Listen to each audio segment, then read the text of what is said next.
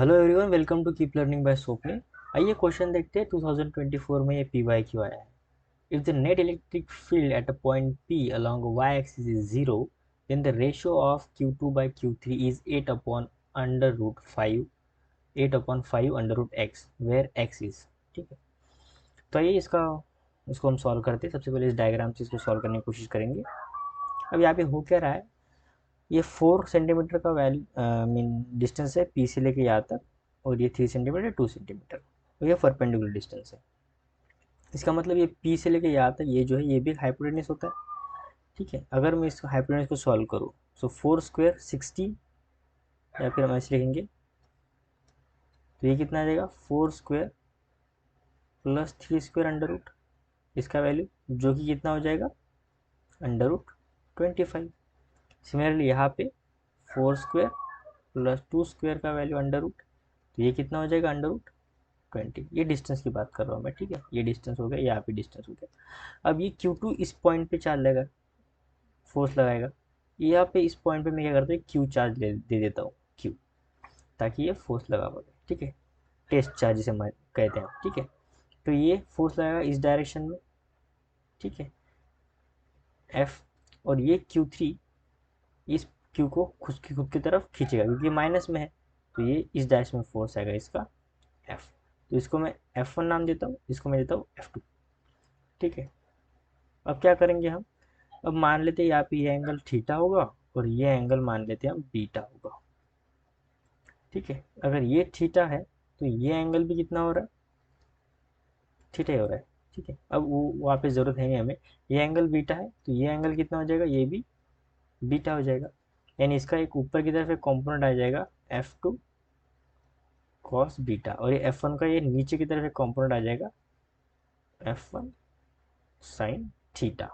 ठीक है, अब हमें ऑलरेडी क्वेश्चन में गिवन है वाई एक्सिस में उसका जो नेट फोर्स है इस पॉइंट पे कितना है, जीरो है। ठीक है, तो यानी ये F2 cos beta equal to कितना हो जाएगा, F1 साइन थीटा। वो दोनों एक दूसरे को बैलेंस कर रहे होंगे।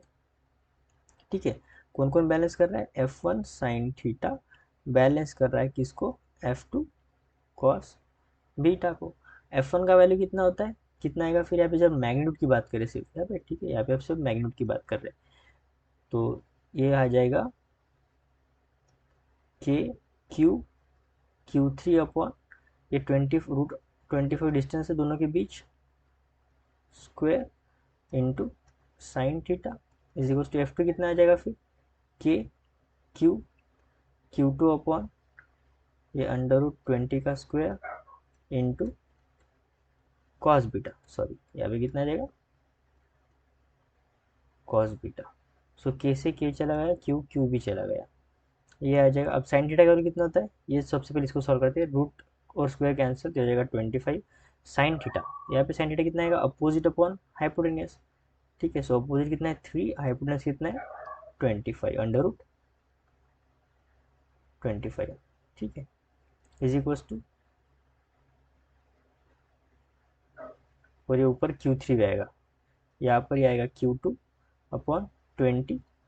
कॉस बीटा कितना हो जाएगा, कॉस बीटा होता है एडजेसेंट अपॉन हाइपोटेनियस, सो 4/√20। ठीक है,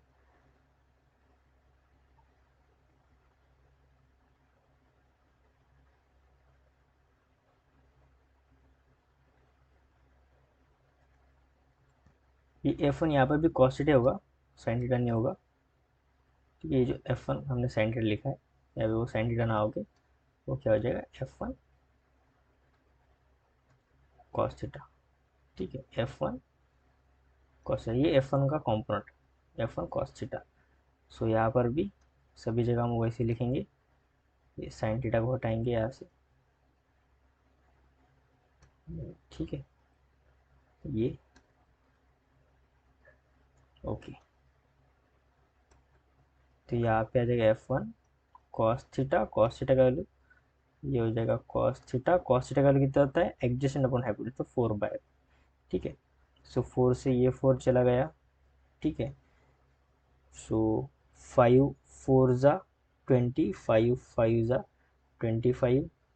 ठीक है, सो Q3 अपॉन ये आ गया 5 √25 इज इक्वल्स टू Q2 ये आ जाएगा 4√20।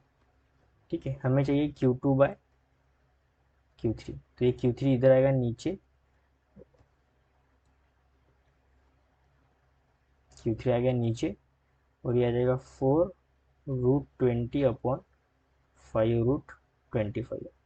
सो 4/5 ये रूट अंदर चले जाएंगे, 20/25 Q2/Q3।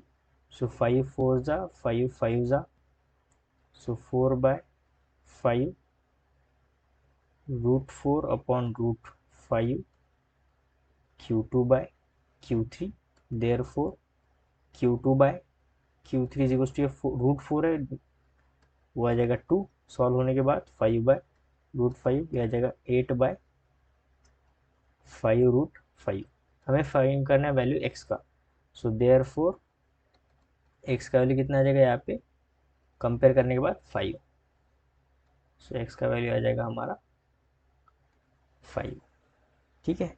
सो आई होप आपको वीडियो सोल्यूशन अच्छा लगा होगा। वीडियो सोल्यूशन अच्छा लगा तो चैनल को सब्सक्राइब कर दीजिए, वीडियो को लाइक कर दीजिए। मिलते हैं नेक्स्ट वीडियो सोल्यूशन में। कीप लर्निंग विद स्वप्निल के साथ।